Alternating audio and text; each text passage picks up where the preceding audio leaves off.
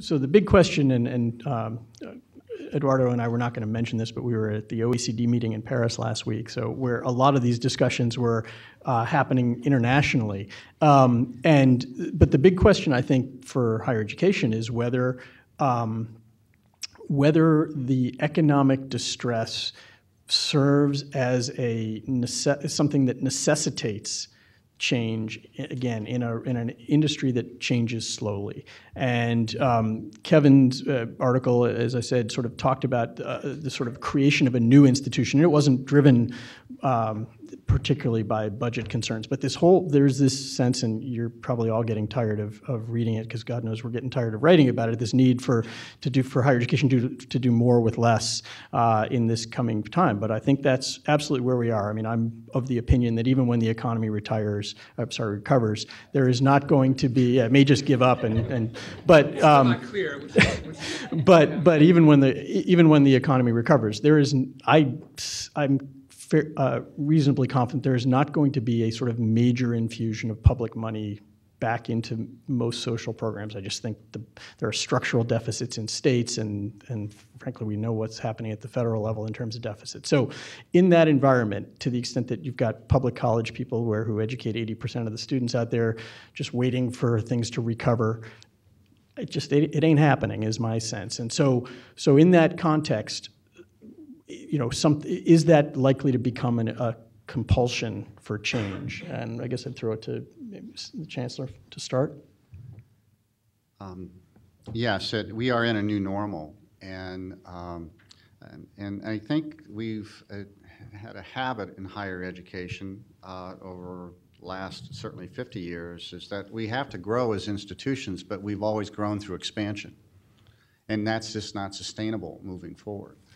So, I've heard the expression "grow by substitution," and that's kind of an approach where you cut programs and you do things, and there's something to say about that, being focused as an institution and staying true to your core mission.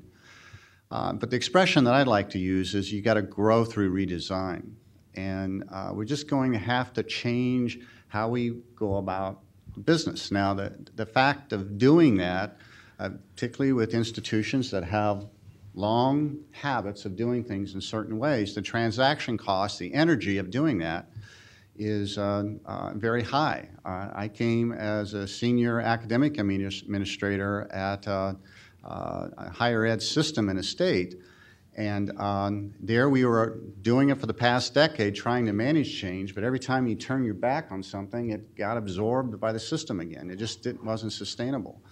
So what was really exciting for me is to come to an institution where we could start from scratch, where that energy can be not focused on just creating the space to do the innovation, but really do the innovation and find out, whether it works or not, whether it's really going to improve student learning and student success.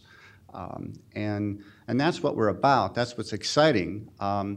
And I honestly can't tell you, we're too young, whether what we're doing is going to work or be sustainable. I know that some of the things we're going to do, my instincts tell me are going to work really well, and there's some things we're going to do that's not going to work very well. But my hope is that in the longer term, we will provide models of those things that do work that can be scaled up and implemented at other institutions as they go through this redesign process. But we're all going to have to do it. I mean, the writing's on the wall. You can't sustain the same structure today. We simply don't have the resources to do it. Kevin, as somebody who took a look at this institution, what is your sense of sort of the replicability?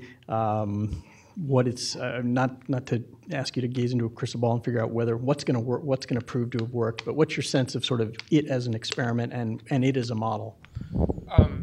I think to backtrack a little bit, Sure. But I think these are related points to the question about the effect of the recession. There was sort of a popular idea among people who work in higher education policy circles, which are unfortunately fairly small circles. I wish they were bigger.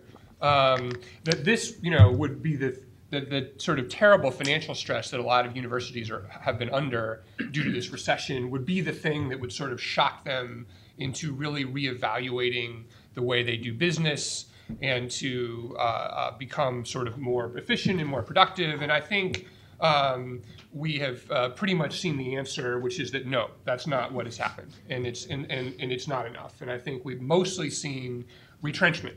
You kind of cover up and freeze hiring and furlough faculty and raise tuition a bunch and wait for the good times to come back. That's not always been the case. I think you can look to any number of examples of people that have used the opportunity well, but overall, I don't think that the higher education system that is going to emerge from this recession is going to be all that different than the one that was there before, and hopefully we won't see a recession that bad again for a long, long time.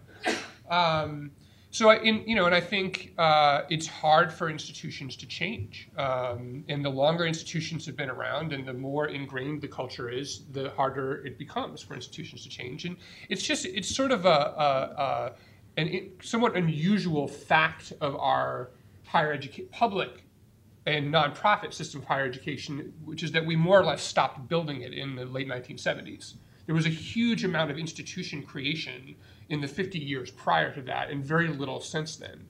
And that just has consequences. New organizations, and so for those of you who haven't had a chance to read the article, Chancellor Lehmkuhle's organization, the University of Minnesota-Rochester, the newest coordinate campus, they don't say branch campus, right? Coordinate campus of the University of Minnesota system has just started up over the last 3 or 4 years and enrolled its first undergraduate class a year ago. So I went out there in March when it's very, very cold, by the way. Yeah, good timing, Kevin. Although it was like 20, and everyone there said, "Wow, it's so nice out." You can wear a t-shirt today. It's a different kind of cold. It takes on a different definition, I guess, in Minnesota.